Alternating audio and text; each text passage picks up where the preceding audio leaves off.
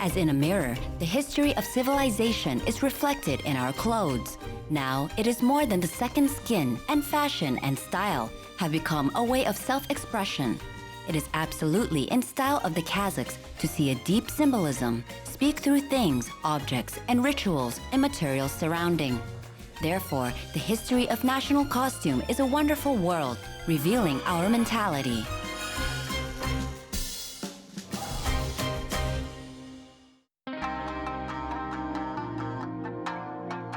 What is fashion? The answer to this question is both obvious and ambiguous. Scientific definition of it was coined at the end of the 19th century, and it meant a way the elites distinguished themselves from the crowd. In modern culture, that is intolerant to wonderings like these. Fashion signifies society's taste that is changing too quickly. And also, it can be considered as following fantasies and rules blindly if one disapproves of imitation of any kind, or even a remedy for boredom for different society classes. At least, these definitions are among the most suggested by search engines. But also, fashion is a major segment of the economy that annually generates up to 30% of developing countries' revenue.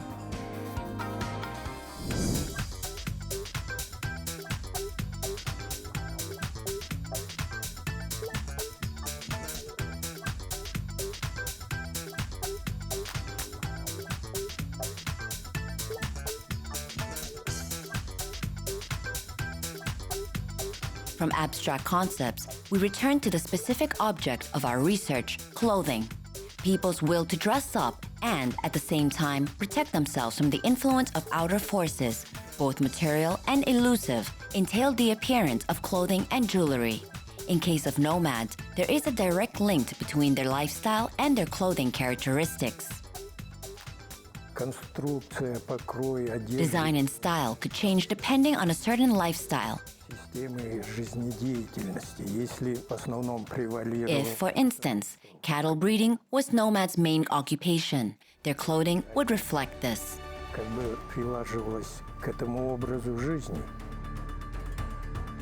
For nomads, that would mean customizing their outfits in ways that were comfortable for horse riding, whereas representatives of sedentary agricultural civilizations were not as sophisticated in their clothing design.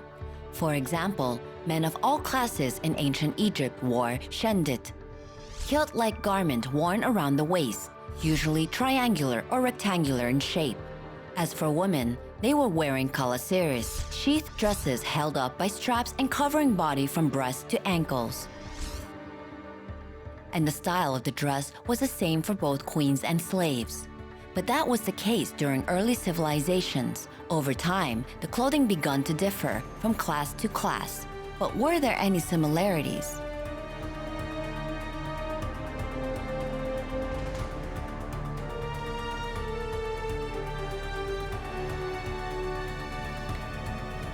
If you carefully look at the sketches of female Turkic costumes, you will see lots of similarities.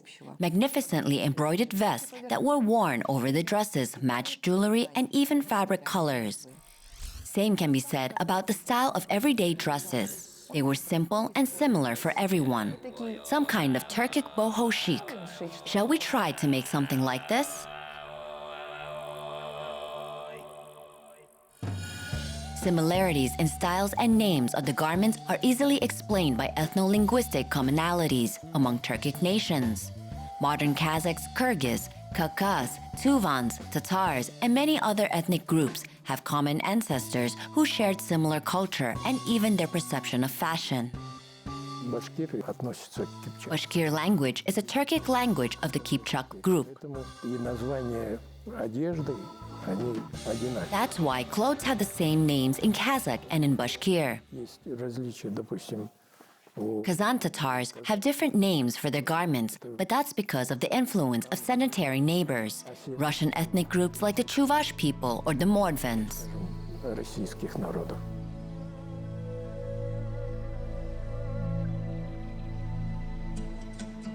Let's now look at some concrete examples. An integral attribute of the wardrobe of a male nomad was his outerwear. The Kazakhs called it chapan, the Kyrgyz and Azerbaijanis chipkan, the Caucasus chimne, and even the word kaftan. used by the Yakuts and Bashkirs, sounds familiar. And the reason to it is that this word originates from Turkic kaptao. In modern Kazakh, it means to cover. If we study the origins of the name chapan, we can say that it is simply put a cape, an outerwear, or in Russian, yepancha. Counterparts of these garments can be found in neighboring nations' culture. All neighboring ethnic groups have clothes that are similar in names and in design. Outerwear, hats, footwear, everything is similar.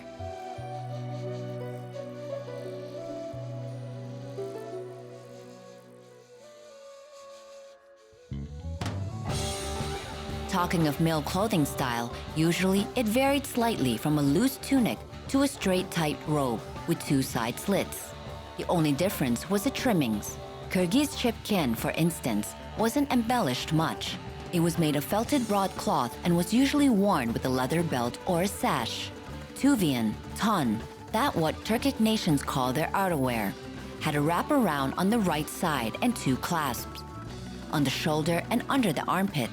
Bashkir kamzol traditionally was embellished with red broadcloth stripes along the hemline, flops and sleeves. Sometimes tailor would add an applique.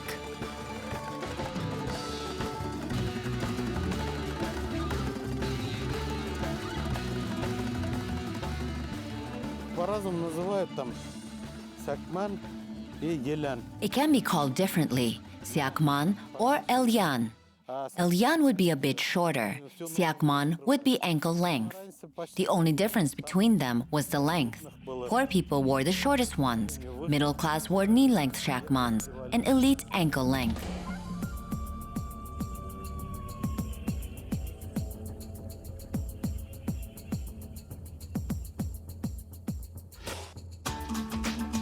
Hands, as scholars believe, were invented by nomads who spent most of their time on horseback. Soon, this fashion was picked up by everyone else. Besides, Russian word shtani was adopted from Turkic language with ishton. Long drawers originated from two words, ish, inner, tan, clothing. Kabluk, that was the first mentioned in Russian chronicles in 1509, was also borrowed from Turkic kabluk, or Arabic kab, meaning heel.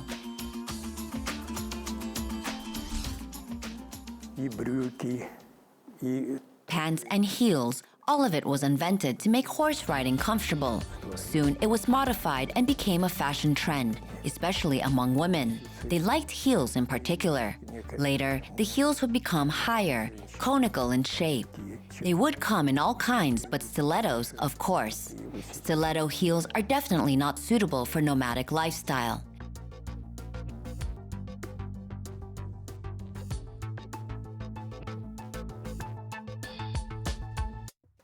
Kazakh woman was expected to wear clothes that strictly complied with national traditions and demands of her age and marital status, whereas footwear was something she could improvise with. That is why, probably, among nomads, word fashionable usually referred to boots. We have female boots on display in our museum. Some of them are knee-high boots, made of satin and embroidered. One can easily tell that this is not casual footwear, but fancy one. At that time, these boots were considered very fashionable. All women tried to get hold of boots like this.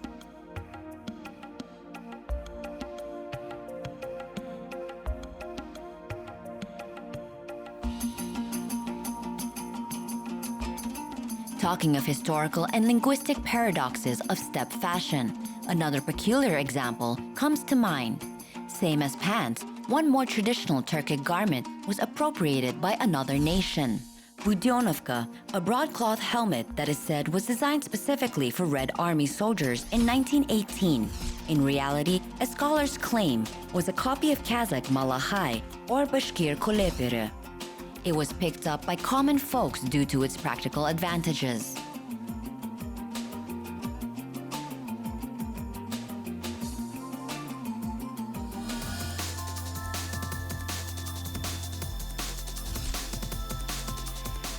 Most of the nomads were horse and cattle breeders. That's why their clothes were made of natural materials, leather, suede, and fur.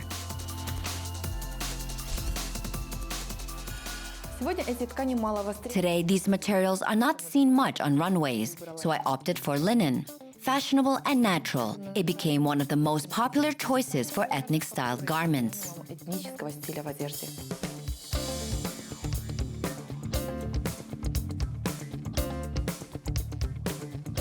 Linen was one of the first textiles that people started to use in clothing production. In ancient times, Egyptians and Middle Easterners used to display their wealth by wearing linen clothes. These garments were extremely popular among nations who lived on the shores of the Caspian and Black Seas too. Flax was cultivated intensively in the fields of Kazakhstan, and people use hemp and flax to produce textile from them.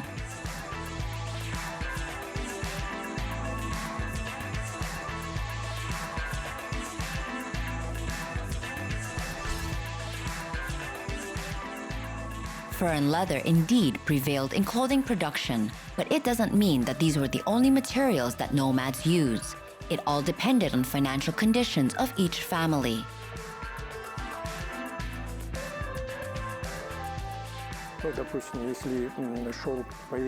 Silk was discovered in the 3rd millennium BC.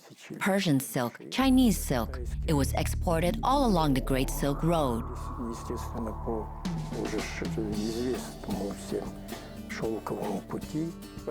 Usually, people would exchange it for cattle.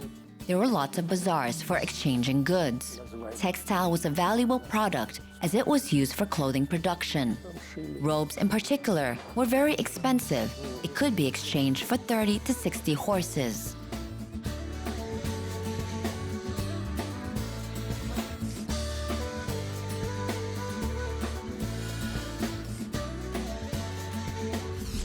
Wealthy Bashkirs opted for clothes made of broadcloth and velvet. The Kyrgyz wore expensive white felted robes. Rich Yakuts preferred their clothes to be made of Chinese cotton fabric, dabi, and usually traditionally colored.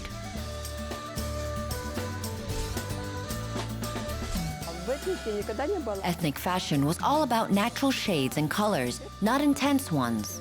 Yes, our ancestors wore dark colors, green, yellow, ochre, colors of the steppe, but all of them were slightly faded.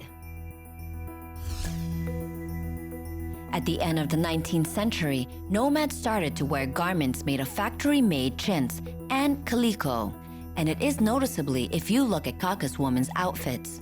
Today, some people still follow this fashion in rural areas, but these fabrics were worn by middle class only. Upper classes preferred silk, brocade, and velvet.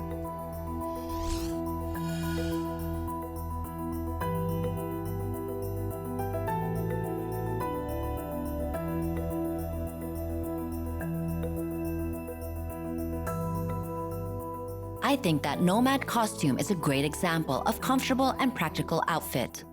Fashion came second for nomads, as they prioritize comfort above all. As for me, I will attempt to combine both. Hopefully, we will be able to make it. Today, when modern scholars try to understand what Turkic clothes look like, they study history, ethnography, stone sculptures, wall paintings, numerous chronicles written by travelers, and, of course, old fragments of clothes and jewelry. The latter, unfortunately, are not found as often. That is why every item found, whether it is boots, chapan, or malahai, goes straight to museum displays.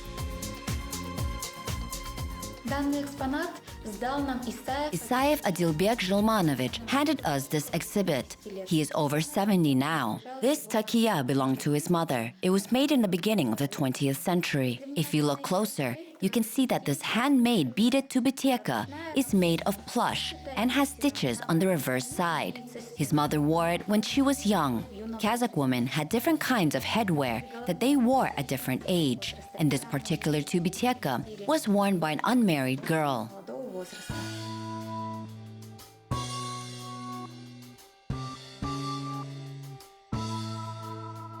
In steppes, not fashion, but traditions were setting trends when it came to clothing choices. As for Kazakhs, young girls, brides, married women, and old ladies wore 4 different types of clothing and jewelry. Young ladies wore fitted clothes with beautiful collars and embroidered sleeves. Old ladies wore classless loose dresses. As for the men, by their headwear and chapans, one could identify their kin or society class.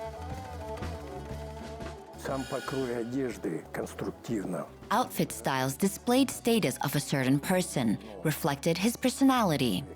These are the sayings we use: clothes make the man. So according to what a man was wearing, one could understand what his occupation was. In the times of Chinggis Sid's Golden Horde, there was a certain caste of people, Baskaks, last name Baskakovs, originated from this word. They were taxmen, tax collectors, and they had their own outfits made, distinctive in style and with taxmen badges on them.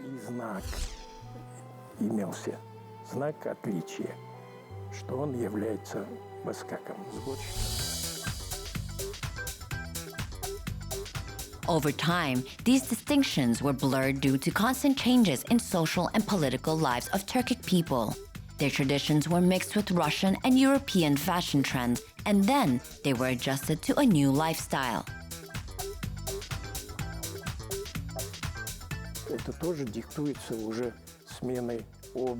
It was all due to a transit of sedentary lifestyle. Certain types of clothing were not needed anymore. Chapan with side slits was an outfit made for horse riding. When carts, carriages, and other horse-drawn vehicles were introduced, side slits were forgotten.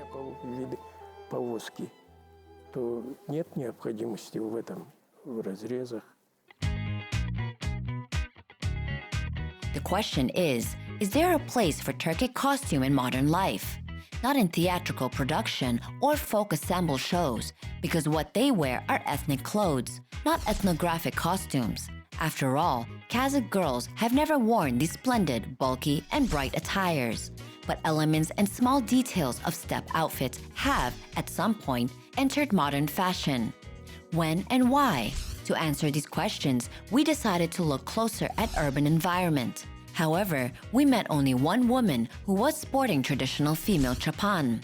Maybe we weren't lucky enough. To find out the truth, we decided to talk to ethnic designers.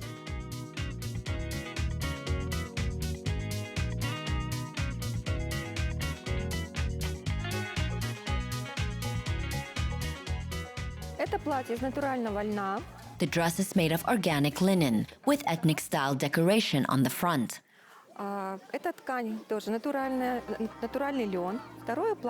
fabric of the second dress is organic staple fiber, and the garment also has ethnic style decoration.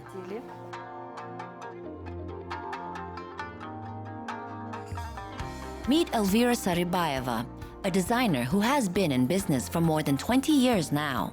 She once even had a chance to work at a big garment factory in the UK.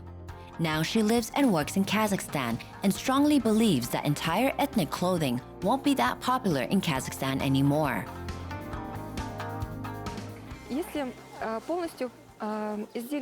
I don't think that people will purchase entirely ethnic clothes. Our people are practical. They want outfits suitable for work and casual wear. That's why I designed garments that have ethnic elements in them, but still are wearable in offices, at parties, and at other occasions.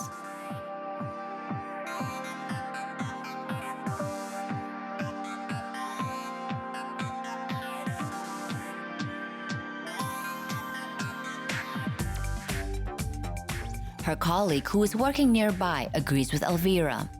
Although Aynura Maidanova's fashion collection are more traditional, she prefers to use fabrics like velour and velvet that were traditionally imported via the Silk Road.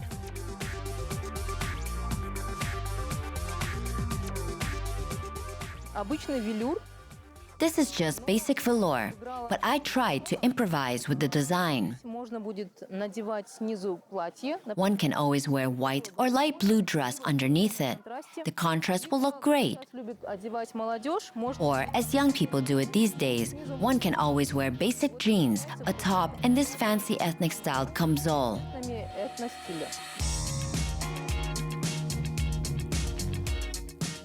As for the fabric's choice, Ainur rides a fashion wave. Recently, designers were able to brush the dust off velour and velvet and reinvent trendy outfits made of these fabrics. They are now back to runways, becoming a universal material for any garments. And, as fashion experts claim, these fabrics will preserve the status quo for years to come. Fashion houses constantly introduce new collections with velour or velvet dresses, luxurious evening attires decorated with laces, casual pants, and even jackets. This trend has been introduced to pajamas style too, once inspired by Coco Chanel.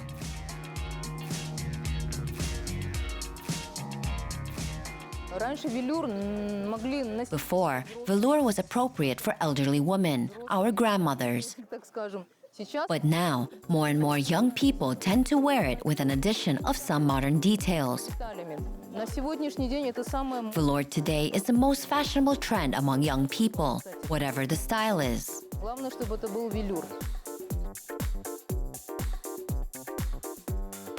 To our surprise, here at a street fair, we've met Aya and Bota Kirgizbayeva, the finalists of New Generation, Open Way 2018, Young Designers Contest, and the winners of the first in the festival's history online voting, Contest Without Borders.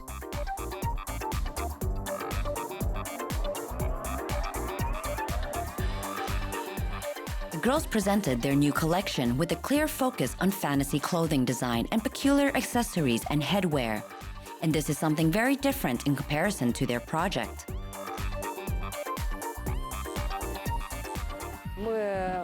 We are now developing a collection that has some ethnic details in it. We use natural fabrics and, these days, we research our national costumes a lot. It is so interesting. Kazakh ornaments, for instance, are not just some random images and symbols. Each of them has its long history, and it is so exciting to be incorporating them into modern clothing. We've even had a chance to cast a glance at some of the sketches of their future collection. We designed this oversized tunic. It will look good on both skinny and curvy girls.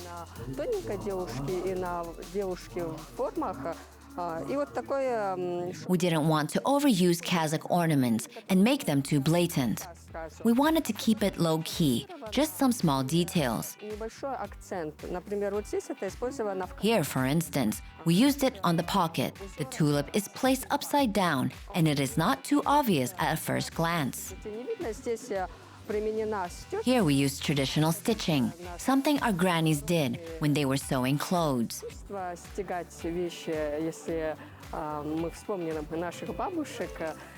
And of course, we use natural fabrics in steppe colors, black, green, and brown.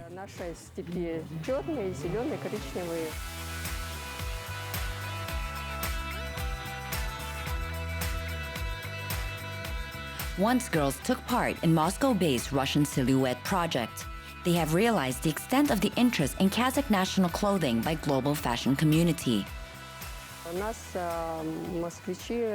The Muscovits were asking us a lot about fashion trends in Kazakhstan. They wanted to know whether we still wear ethnic-styled outfits, and if we do, what is it in particular?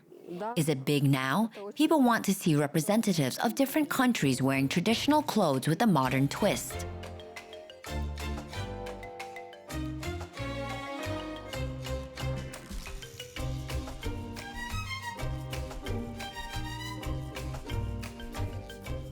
So, the designers agreed with each other. With certain modern interpretations, Turkic boho has a place in today's fashion. But what about our experiment? Can a linen dress become an indispensable item in the wardrobe of steppe fashionista? To find out, we've tried 3 different looks. Starting with the basic one, we added to it a traditional yakut accessory, thin silver breastplate, and it resulted in this delicate look. Patterned Kyrgyz-style handbag and wooden accessories were perfect for a casual style. Traditional Kazakh coral jewelry made the look quiet and elegant.